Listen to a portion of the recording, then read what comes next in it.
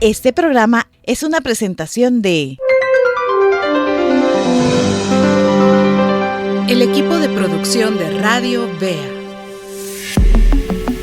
Gracias por estar escuchando Tiempo Devocional.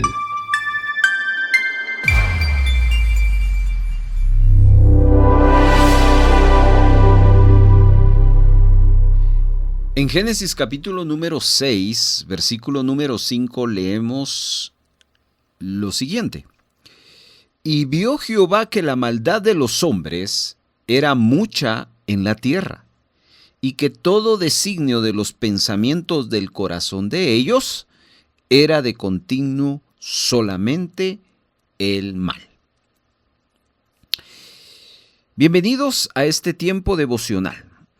Hoy seguiremos explorando las experiencias de los apóstoles, de los siervos de Dios en el Nuevo Testamento, en la época naciente de la iglesia, y con la gracia del Señor estaremos hablando de los capítulos 18 y 19 del libro de los Hechos. Pero he querido empezar no en Hechos, sino en Génesis, porque lo que hoy vamos a ver es precisamente algo que no es nuevo, sino es algo que es más antiguo que el mismo pecado.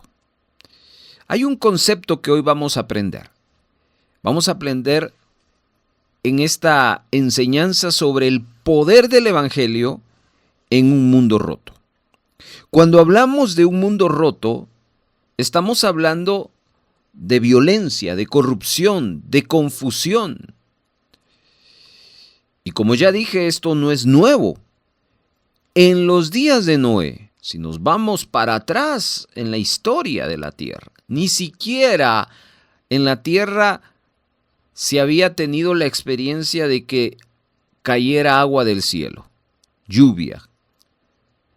Es en ese tiempo, en los días de Noé, donde la tierra estaba llena de maldad y el corazón del hombre estaba inclinado solo a hacer lo malo. ¿Cómo definiríamos esa época de los días de Noé, aunque el mundo no era viejo como hasta ahora? Pero sí era un mundo ya quebrado, sin dirección, donde la injusticia y la violencia dominaban. Sin embargo, el pasaje de Génesis nos habla de que la gracia del Señor se extendió en esos días y Dios levantó a Noé como un hombre justo y le dio un mensaje de salvación. Y el arca se convirtió en símbolo de esperanza en medio de la ruina. Y lo que vamos a observar hoy en los capítulos 18 y 19 del libro de los Hechos es que el Evangelio va a llegar a ciudades donde están llenas de idolatría, llenas de inmoralidad y llenas de confusión. El Evangelio no es para un mundo sano. El Evangelio es para un mundo roto. Dios siempre ha intervenido en medio del quebranto, así como sucedió en los días de Noé, ofreciendo salvación a través del arca. En el Nuevo Testamento, Dios sigue ofreciendo salvación, solo que a través de Cristo. Lo que sí no ha cambiado es que el mundo sigue roto, un mundo sin esperanza, y lo único que puede transformar es el Evangelio. Hoy vamos a ver cómo ese equipo de misioneros llega a un lugar llamado Corinto. Un lugar que estaba lleno de inmoralidad sexual. No solo afuera, en las calles, en la sociedad, sino aún dentro de la iglesia. Pero también van a llegar a otro lugar llamado Éfeso, que era el centro de magia, centro de idolatría, donde el poder de las tinieblas era el centro de atención. Todo esto también se complementa con las economías. Habían demasiados intereses económicos, religiones falsas. Y allí se va a sembrar el Evangelio del Señor. Entonces, hermano, vamos a ver en estos pasajes de Hechos 18 y Hechos 19 el poder del Evangelio en un mundo roto. Empecemos leyendo el verso 1 al 5 del capítulo 18 del libro de los Hechos. Después de estas cosas, Pablo salió de Atenas. Hagamos un alto. Se recuerda que Pablo empieza a ir a Europa y empieza a ir a lugares como Tesalónica, lugares como Berea y Atenas. Y es precisamente que Lucas sigue la secuencia en su segundo viaje. Pablo salió de Atenas, dice el verso 1, y fue a Corinto. Y allí halló a un judío llamado Aquila, natural de Ponto, recién venido de Italia con Priscila su mujer, por cuanto Claudio había mandado que todos los judíos saliesen de Roma. Fue a ellos. Y como era del mismo oficio, se quedó con ellos y trabajaban juntos, pues el oficio de ellos era hacer tiendas. Y discutía en la sinagoga todos los días y persuadía a judíos y a griegos. Y cuando Silas y Timoteo vinieron de Macedonia, eso es capítulo 16, final del capítulo 16, que se quedaron, Pablo estaba entregado por entero a la predicación de la palabra, testificando a los judíos que Jesús era el Cristo. Veamos aquí algunos puntos, porque el mundo quebrado que les hablo, el mundo roto, no necesariamente lo tenemos que enfocar afuera. No solo tenemos que verlo con el de enfrente, con el vecino, con el de al lado, no. Primero lo tenemos que ver dentro de nosotros. Pablo llega a Corinto y conoce a una pareja, Aquila y Priscila. Ellos habían sido expulsados de Roma por un decreto del emperador Claudio. Y lo que quiero llamar su atención es que Pablo comienza a trabajar con ellos.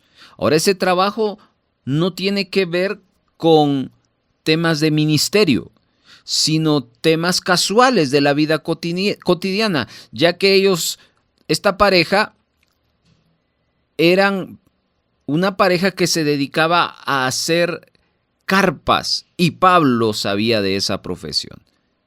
Y aquí dice el versículo número 3 que trabajaban juntos, pues el oficio de ellos era hacer tiendas. Y yo quiero detenerme, porque no olvide que la idea de Pablo no era ir a trabajar. Cualquiera de nosotros puede pensar, yo voy a irme a los Estados Unidos porque quiero ir a evangelizar.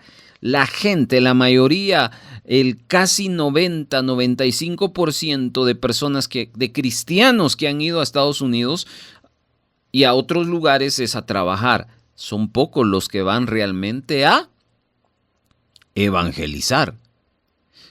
Pero aquí vemos a un hombre que en vez de evangelizar, se pone a trabajar, a hacer tiendas. Eso tiene un sentido muy profundo. Porque aquí lo primero que vemos es que el evangelio, mis amados hermanos, comienza muchas veces no en los púlpitos, no en las cuatro paredes de una iglesia. El evangelio tiene la necesidad de comenzar en la vida cotidiana, en la vida ordinaria. El evangelio debería de ser parte de su trabajo, por ejemplo, de mi trabajo, de una amistad, de una casa, de una familia, de una conversación. Yo quiero hacerle una pregunta. Yo sé que usted conversa con personas, no necesariamente conocidas. Usted se va y se sube a un bus y tiene que estar a la par de alguien. Mínimo le da los buenos días, las buenas tardes, las buenas noches. Y de ahí salen conversaciones. ¿De qué conversamos? Y lo que Pablo nos está queriendo enseñar acá y lo que la Biblia también nos enseña es que en todas nuestras conversaciones debe de estar el evangelio. ¿Por qué? Porque Dios usa nuestra vida cotidiana para el avance de su reino. Y de esa manera Pablo discipulaba a Aquila y a Priscila. En el pasaje también vemos cómo Dios no deja solo a su siervo, sino vuelven a retomar el equipo Silas y Timoteo para ayudar con una ayuda económica que viene de parte de la iglesia de Macedonia. De tal manera que Pablo se puede dedicar a tiempo completo a ello. Y aquí tenemos que entender una vez más que el poder del Evangelio no depende de circunstancias perfectas, sino el Evangelio dependerá del compromiso de una visión clara. Quizás un siervo no tendrá la capacidad de viajar al África, a la China, al otro lado del mundo para ir a predicar, pero entiende que no necesariamente va a esperar ese escenario para comenzar a hacerlo. Comienza en su casa, en su cuadra, con los suyos. Entonces hoy tengo que detenerme para decirle, hermano, que Dios quiere usar su trabajo como una plataforma para el Evangelio. Una vez más quiero aclararle que no le estoy diciendo que usted en vez de trabajar se dedique al Evangelio, es decir, usted lo han contratado para un trabajo de ser operario y usted tiene que ser productivo. Pero le hablo que en esas pláticas casuales, en esos tiempos de comida, en sus tiempos de descanso, en sus tiempos antes de entrar al trabajo, posterior al trabajo, cuando sale acompañado por unos compañeros para ir al bus, ahí puede caer esta palabra. Dios puede usar su trabajo como una plataforma para el Evangelio, como lo hizo Pablo con Aquila y Priscila. Pero no solo su trabajo, hermano. Su hogar puede convertirse en un lugar del Evangelio. Y lo vamos a ver en Aquila y Priscila, que abrieron su casa para esa experiencia. Hermano, el Evangelio avanza cuando cada creyente está viviendo su fe no solo los domingos, no solo los días de culto, cuando vive su fe en lo que hace normalmente, cuando se levanta, cuando va a trabajar, cuando regresa, etcétera, etcétera. Y así es como el Evangelio está avanzando de Grecia. Se pasan a Corinto. Pero cuando el Evangelio comienza a impactar vidas, ya lo hemos visto a lo largo de los capítulos de Hechos, ¿quién se levanta? La oposición. Y veamos acá del verso 6 qué va a pasar y vamos a leer varios versos. Ponga atención a esta lectura. Pero poniéndose y blasfemando estos, les dijo, sacudiéndose los vestidos, vuestra sangre sea sobre vuestra propia cabeza. Yo, limpio desde ahora, me iré a los gentiles. Y saliendo de allí, se fue a la casa de uno llamado Justo, temeroso de Dios, la cual estaba junto a la sinagoga. Y Crispo, el principal de la sinagoga, creyó en el Señor con toda su casa. Y muchos de los corintios, oyendo, creían y eran bautizados. Entonces el Señor dijo a Pablo en visión de noche, no temas, sino habla y no calles, porque yo estoy contigo, y ninguno pondrá sobre ti la mano para hacerte mal, porque yo tengo mucho pueblo en esta ciudad. Y se detuvo allí 1 año y 6 meses, enseñándoles la palabra de Dios. Muy bien. Veamos algo acá que me parece muy interesante. Dice el verso 12, sigamos la lectura, perdone usted. Pero siendo Galión procónsul de Acaya, los judíos se levantaron de común acuerdo contra Pablo y lo llevaron al tribunal, diciendo: «Este persuade a los hombres a honrar a Dios contra la ley». Y al comenzar Pablo a hablar, Galión dijo a los judíos: «Si fuera algún agravio o algún crimen enorme, oh judíos, conforme a derecho, yo os toleraría. Pero si son cuestiones de palabras y de nombres y de vuestra ley, véanlo vosotros, porque yo no quiero ser juez de estas cosas». Y los echó del tribunal. Entonces todos los griegos, apoderándose de Sóstenes, principal de la sinagoga, le golpeaban delante del tribunal, pero a Galión nada se le daba de ello. Como usted lo acaba de escuchar, estimado hermano, estimado oyente, observemos que Pablo predica en las sinagogas. Así dice el versículo número 6. Pero en ese mismo verso habla de que había oposición y habían personas blasfemando. Entonces Pablo va a cambiar de estrategia porque toda esta oposición interesantemente viene de los judíos, que son más fieles al judaísmo que al evangelio. Así que Pablo decide cambiar la estrategia y ahora Pablo se va a dirigir entonces a los gentiles, es decir, a los no judíos. Aquí podemos ver que esa estrategia da fruto. Y eso es lo importante de observar. Aquí uno tiene que usar la sabiduría de Dios. Y aparece en escena un hombre llamado Crispo, el cual era principal de la sinagoga. Y dice el verso 8 que él cree en el Señor. Y no solo él, muchos corintios creen y se bautiza. Note que por eso es que la palabra necesita ser anunciada. Pase lo que pase y pese lo que pese. Porque uno nunca va a saber si esa palabra que uno comparte va a caer en buena tierra.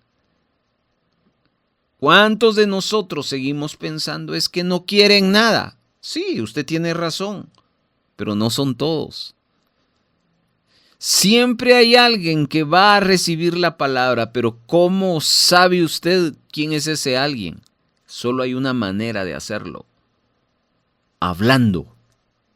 Así que quitémonos ese prejuicio que muchas veces se nos ha levantado de decir, no quieren escuchar.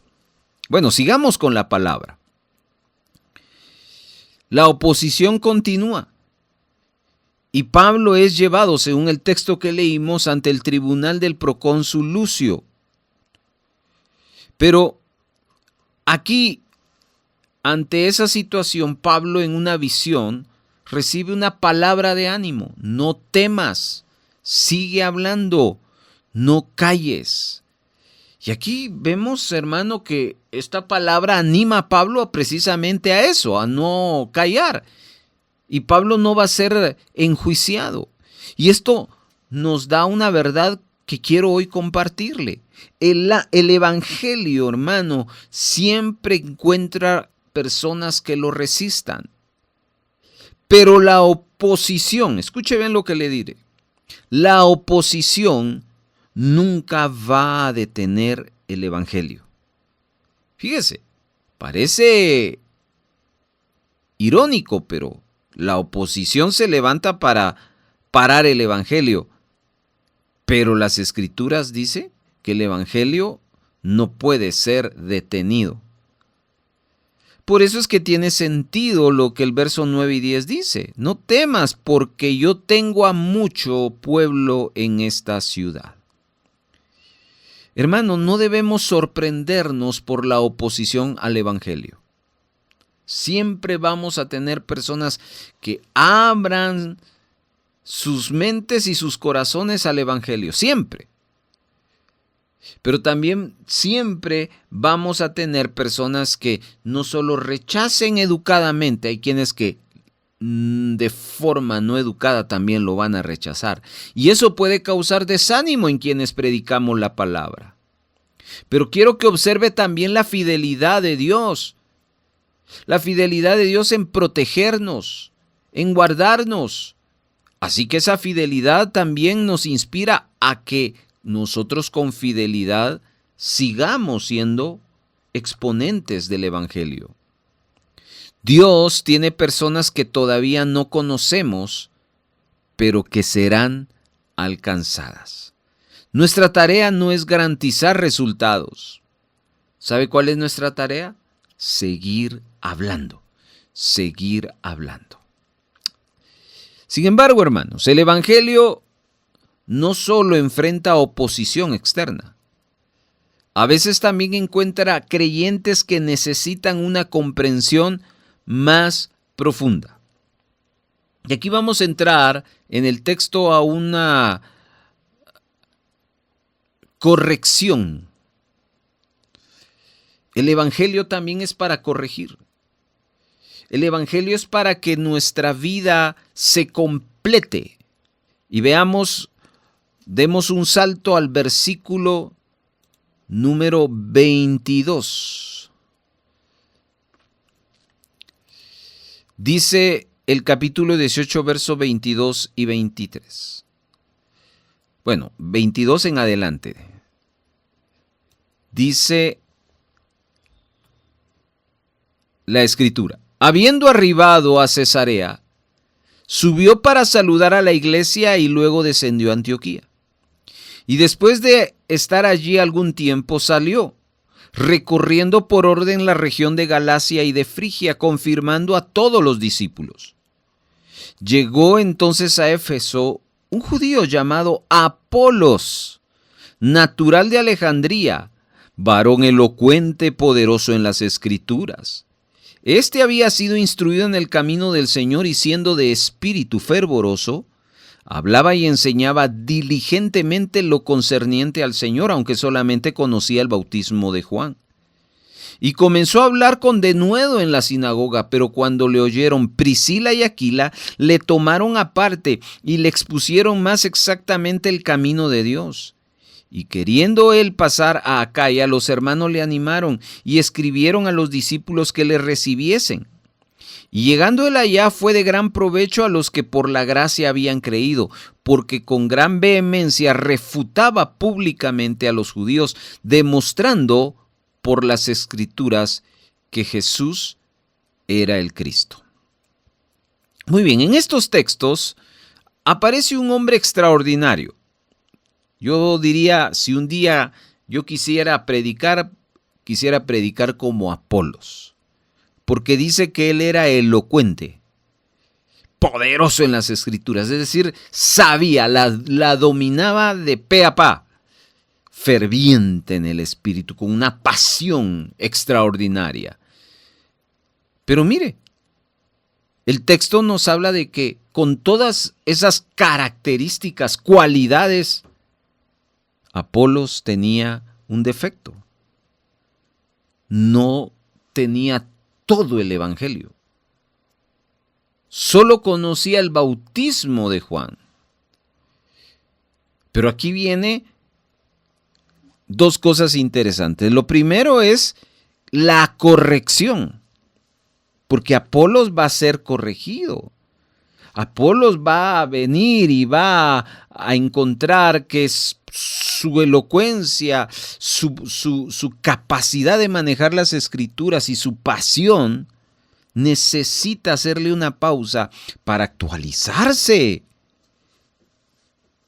Y va a ser corregido. ¿Y sabe qué? Apolos recibe la corrección. Yo quiero hacerle una pregunta. Yo sé que usted es una persona que no se las sabe todas, ¿cierto? ¿Cómo se pone cuando alguien le corrige? ¿Cuál es su actitud cuando alguien viene y le dice, estás equivocado, estás equivocada? Quiero que usted piense que si usted tiene esas características de Apolos, es elocuente, sabe de las Escrituras, predica con pasión y se acerca un par de hermanitos y les dice, hermano, te hace falta, ¿cómo se pondría? Entonces aquí nos habla, hermano, de la humildad que tenía Apolos. Porque Apolos recibe la corrección. Y Aquila y Priscila, que fueron los que corrigen, lo toman aparte y le explican con mayor precisión el camino de Dios. Y como leímos ya en los versos 26 en adelante, ya siendo una vez más corregido, Apolos se convierte en un poderoso defensor del Evangelio. Y la segunda cosa, Apolos no solo era humilde porque supo ser corregido, sino quien lo corrigió no fue Pablo, no fue Silas ni Timoteo, fue un par de esposos que fueron discípulos. Y aquí nos habla de la efectividad del Evangelio dentro de la estrategia que el Señor Jesús nos dio. Vayan y hagan discípulos. Porque aquí ya no estamos viendo a Jesús enseñando. Estamos ya viendo a la tercera generación. Jesús, los apóstoles y los discípulos de los apóstoles. Vemos entonces que de esa manera el Evangelio es más efectivo. Entonces, hermanos, el Evangelio no solo consiste en convertir personas. El Evangelio también consiste en madurar a personas, corregir a personas. Entonces, aquí yo tengo que detenerme para decirle a usted que como miembro de la Iglesia de Jesucristo, necesitamos crecer en la verdad. Hay temas que nosotros dominamos perfectamente, pero el crecimiento no tiene que ver en lo que usted ya maneja o usted sabe. El crecimiento tiene que ser en lo que usted no maneja, en lo que usted no sabe, y alguien tiene que enseñarle. Y esto me lleva al segundo punto. Dios va a usar a creyentes, no necesariamente al líder principal, sino va a necesitar o va a usar a creyentes que se han dejado usar para discipular a otros como Aquila y Priscila.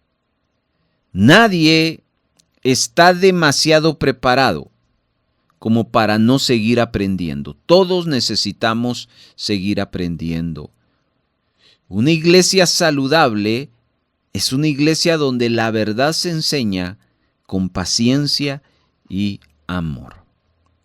Entonces vemos cómo en este mundo roto el Evangelio está llegando. Hemos visto 3 puntos, vamos a seguir avanzando, pero recordemos, el Evangelio obra en un mundo roto en lo cotidiano. El Evangelio avanza a pesar de la oposición. Y el Evangelio es un medio para corregir y crecer nuestra confianza en el Señor.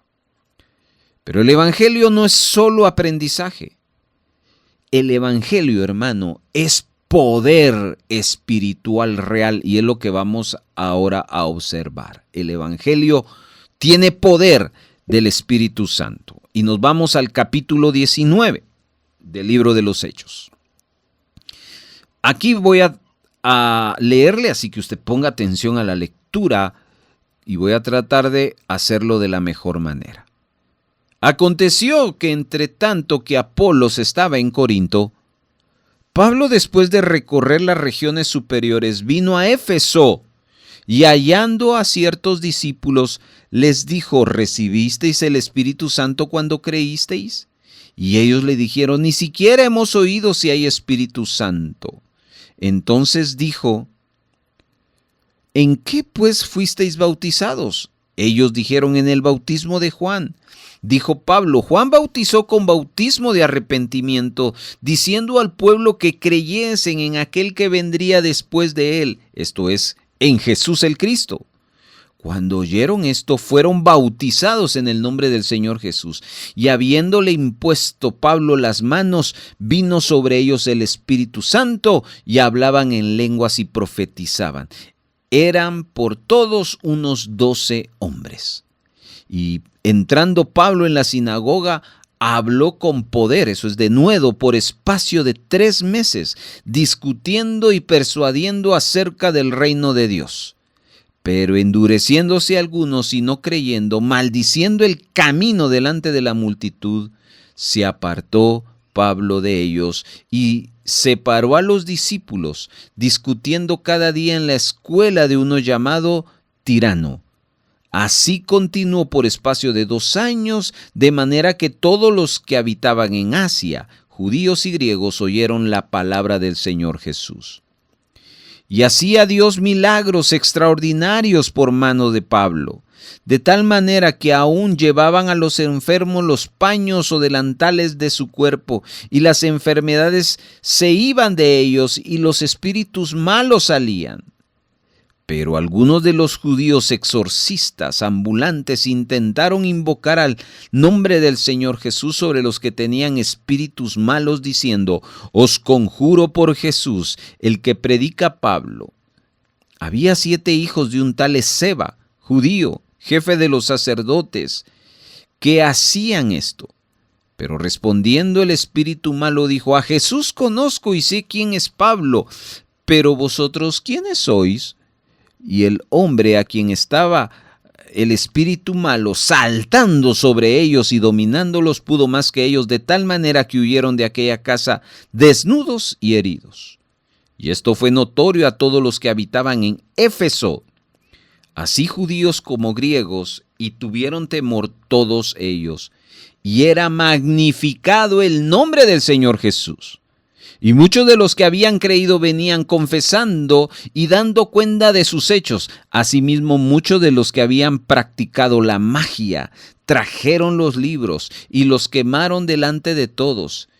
Y hecha la cuenta de su precio, hallaron que era 50,000 piezas de plata. Así crecía y prevalecía poderosamente la palabra del Señor. Amén. Aquí Pablo llega a Éfeso y Pablo encuentra a gente que es seguidora de Jesús. Pero aquí hay algo que vemos que tiene mucho que ver con Apolos. Así como le sucedió a Apolos, que no conocía el bautismo en el Espíritu Santo y solo enfatizaba el bautismo en agua, vemos acá que este grupo de discípulos no habían experimentado la obra del Espíritu Santo. Y después de escuchar el Evangelio completo, reciben al Espíritu Santo y son bautizados. Pero luego leímos algo extraordinario. Aquí empezamos a ver el poder sobrenatural del Evangelio. Primero, por esas señales y esas manifestaciones del Espíritu Santo. Pero luego vienen los milagros poderosos. Luego también está incluido la liberación de demonios y la conversión de muchos. Pero Lucas se enfoca en un episodio de un grupo de 7 muchachos, los hijos de Esceva. Y aquí hay que recordar que Éfeso era un lugar de muchas tinieblas en el aspecto que se practicaba mucho el ocultismo y todas sus ramas. El exorcismo era otra forma de expresión que se practicaba en la ciudad de Éfeso. Y estos, al ver los milagros poderosos, la liberación de demonios, la conversión de muchos, leímos que intentaron usar el nombre de Jesús como fórmula mágica, y aquí me quiero detener. Porque, hermano, el nombre de Jesús no es una forma mágica. El nombre de Jesús es poder. Pero cuando usted y yo no entendemos eso, entonces estamos usando el nombre de Jesús como una fórmula mágica. Lo que va a pasar es que va a venir una experiencia humillante. El nombre de Jesús es autoridad divina, no es un amuleto. Porque estos muchachos fueron humillados y se quedaron desnudos y heridos.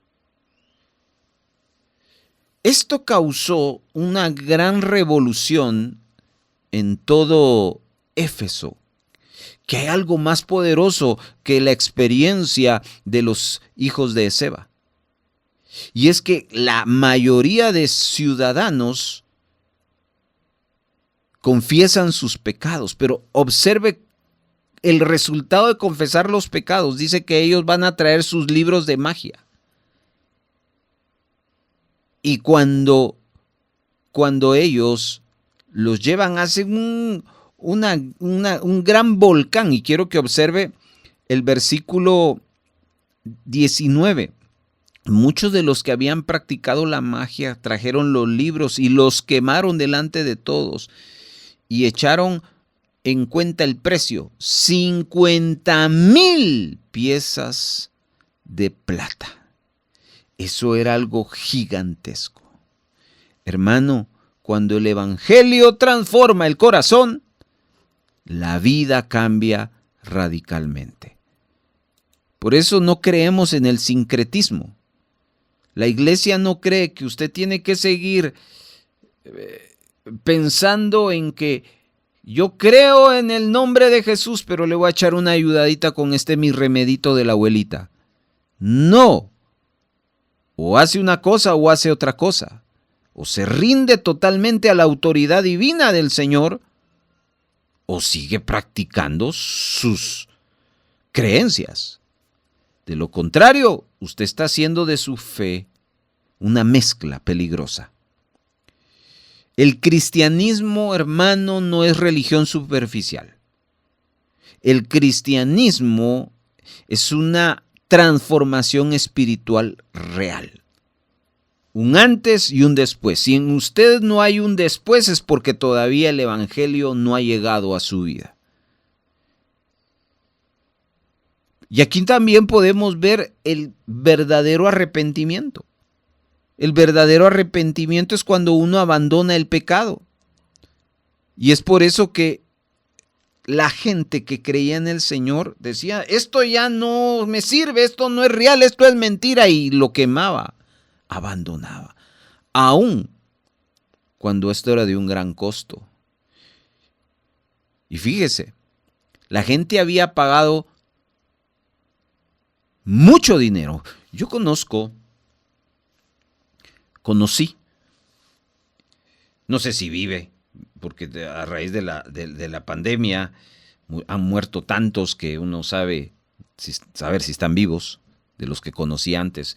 Yo conocí a una persona que trabajé algunos proyectos con él, pero él era mago. Y vamos a ver, tuve la oportunidad de trabajar algunos 10, 15 proyectos con él, y siempre que llegaba a hacer magia, trucos. Pero lo que me llama mucho la atención es que él se iba a Las Vegas, porque ahí están las mejores escuelas de magia. Y él iba a pagar miles de dólares, y él me decía, mira, me enseñaba los billetes donde se podían romper y ese era el truco, y se podían armar otra vez. Y cada billete tenía un costo de casi $1,000. Imagínese usted que usted ha invertido mucho dinero, ¿estaría dispuesto a abandonar ese dinero? Pues esta gente sí lo hizo.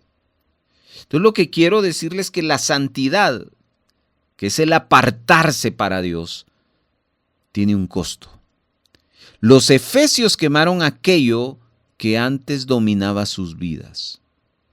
Yo le tengo una pregunta antes de ir al último punto de nuestro mensaje de hoy. ¿Qué necesitamos nosotros dejar atrás? ¿Qué necesitamos nosotros dejar atrás? Cuando el Evangelio empieza a transformar la sociedad, entonces también se va a presentar la resistencia. Veamos ahora, para finalizar, el verso 21 al final. Ponga atención a esta lectura que vamos a tener para ir cerrando. Pasadas estas cosas, Pablo se propuso en espíritu ir a Jerusalén después de recorrer Macedonia y Acaya, diciendo: después que haya estado allí, me será necesario ver también a Roma. Y enviando a Macedonia a dos de los que le ayudaban, Timoteo y Erasto, él se quedó por algún tiempo en Asia. Hubo por aquel tiempo un disturbio no pequeño acerca del camino, porque un platero llamado Demetrio, que hacía de plata templecillos de Diana, daba no poca ganancia a los artífices, a los cuales, reunidos con los obreros del mismo oficio, dijo: varones, ¿sabéis que de este oficio obtenemos nuestra riqueza? Pero veis y oís que este Pablo, no solamente en Éfeso, sino en casi toda Asia, ha apartado a mucha gente con persuasión, diciendo que no son dioses los que se hacen con las manos. Y no solamente hay peligro de que nuestro negocio venga a desacreditarse, sino también que el templo de la gran diosa Diana sea estimada en nada y comience a ser destruida la majestad de aquella a quien venera toda Asia y el mundo entero. Cuando oyeron estas cosas, se llenaron de ira y gritaron diciendo: ¡grande es Diana de los Efesios! Y la ciudad se llenó de confusión. Y a una se lanzaron al teatro, arrebatando a Gayo y a Aristarco, macedonios compañeros de Pablo. Y queriendo Pablo salir al pueblo, los discípulos no le dejaron. También algunas de las autoridades de Asia, que eran sus amigos, le enviaron recado rogándole que no se presentase en el teatro. Uno pues gritaba una cosa y otros otra, porque la concurrencia estaba confusa y los más no sabían por qué se habían reunido. Y sacaron de entre la multitud a Alejandro, empujándole los judíos. Entonces Alejandro, pedido silencio con la mano, quería hablar en su defensa ante el pueblo. Pero cuando le conocieron que era judío, todos a una voz gritaron casi por 2 horas: ¡grande es Diana de los Efesios! Entonces el escribano, cuando había apaciguado la multitud, dijo: varones efesios, ¿y quién es el hombre que no sabe que la ciudad de los Efesios es guardiana del templo de la gran diosa Diana y de la imagen venida de Júpiter? Puesto que esto no puede contradecirse, es necesario que os apaciguéis y que nada hagáis precipitadamente. Porque habéis traído a estos hombres sin ser sacrílegos ni blasfemadores de vuestra diosa. Que si Demetrio y los artífices que están con él tienen pleito contra alguno, audiencia se conceden y procónsules hay, acúsense los unos a los otros. Y si demandáis alguna otra cosa, en legítima asamblea se puede decir, porque el peligro hay de que seamos acusados de sedición por esto de hoy, no habiendo ninguna causa por la cual podamos dar razón de este concurso. Y habiendo dicho esto, despidió la asamblea. Quiero que observemos que todo empieza con un platero llamado Demetrio. Este está muy molesto porque el mensaje del Evangelio está afectando el negocio. Realmente estos hombres de Demetrio y su gente no estaban en sí molestos porque habían ahora más cristianos que adoradores de Diana. El problema de ellos es que su negocio sus bolsillos les está afectando. El problema no era religioso, el problema era económico. Cuando las personas que se estaban convirtiendo al cristianismo dejaron de adorar a la diosa, las ventas cayeron. Y esto provoca un gran disturbio en la ciudad. Me llama mucho la atención la expresión que durante 2 horas la multitud gritaba grandes diana de los efesios. Y ahí usted puede observar una realidad profunda. El evangelio desafía los sistemas que se benefician del pecado. Hoy en día hay negocios, hermanos. Negocios que no promueven valores, sino promueven pecado. Si usted anda promoviendo eso, arrepiéntase. Eso no es bueno. Si usted tiene una tienda, no venda licor, no venda tabaco. Porque si el evangelio ha llegado a usted, el evangelio está desafiándolo, porque el evangelio desafía los sistemas. En medio de todo este tumulto, Dios protege a sus siervos, a Pablo y a sus compañeros. Y como leímos, el disturbio que iba a parecer que esto iba a llegar a una muerte de alguien, termina sin daño mayor. Hermanos, aquí no estamos hablando de cómo una vida es transformada. Aquí estamos hablando cómo un sistema está siendo transformado.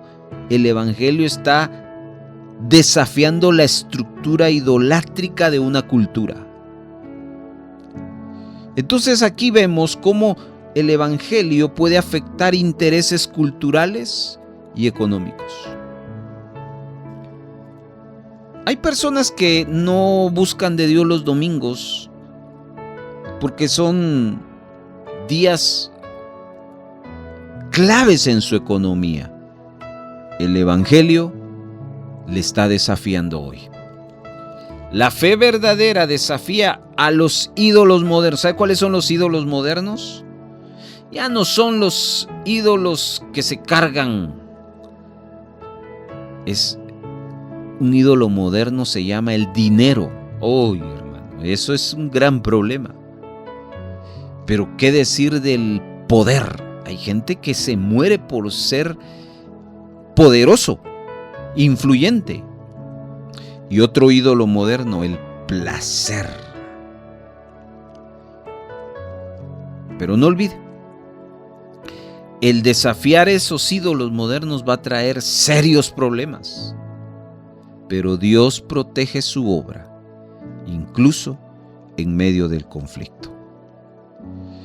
Estos capítulos nos muestran una verdad que la iglesia necesita recordar hoy.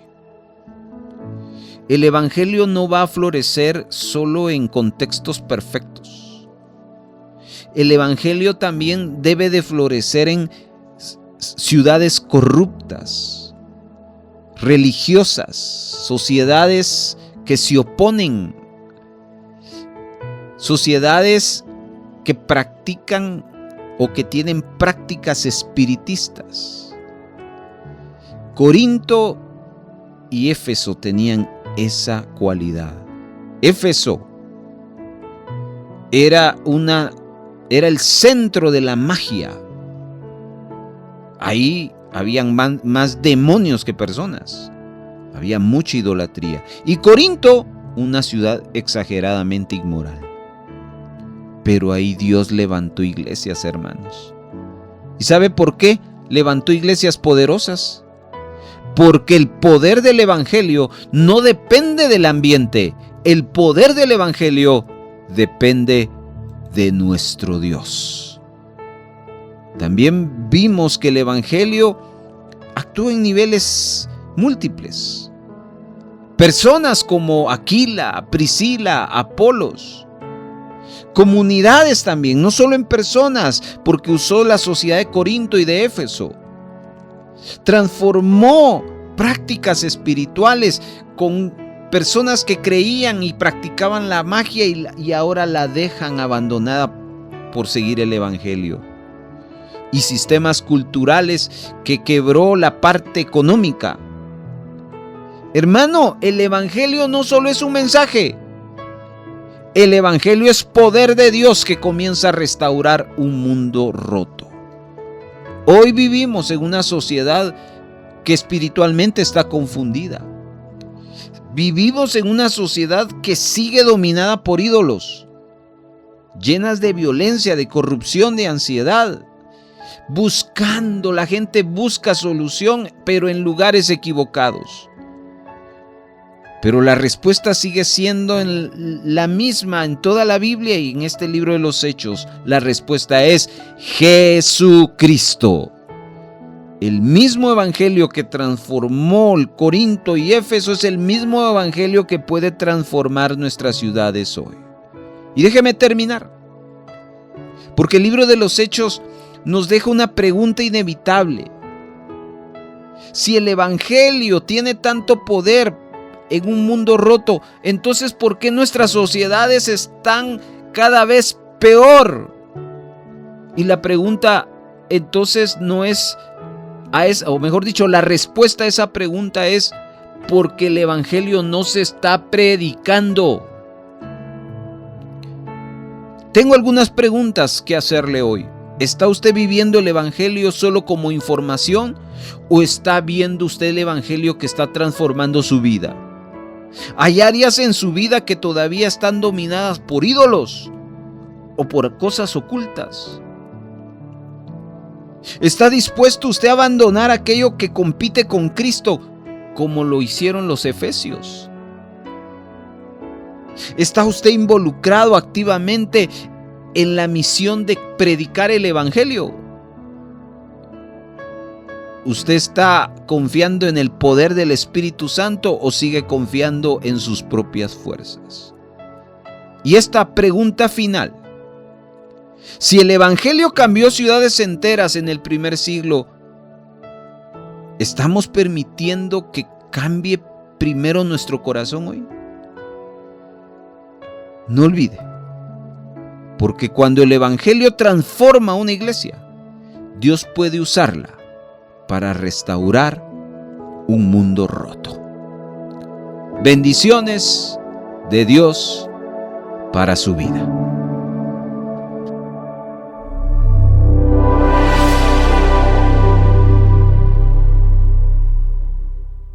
Le invitamos a compartir este devocional para edificar a otras vidas. Vaya a YouTube o a Facebook de Radio Vea, busque el episodio que quiera compartir, pulse el botón de compartir, suele ser un icono de flechas, puntos o la palabra compartir. Seleccione WhatsApp y la lista de aplicaciones para compartir y elija el contacto o grupo y envíe el enlace. Otra forma de compartir es copiar el URL del episodio o de la página principal de este tema. Abra el WhatsApp, pegue el enlace en la conversación y envíelo. Y otra manera es descargando el archivo de audio como MP3. Descárguelo a su dispositivo. Abra su WhatsApp y use la opción de enviar un archivo adjunto. Seleccione el archivo y compártalo.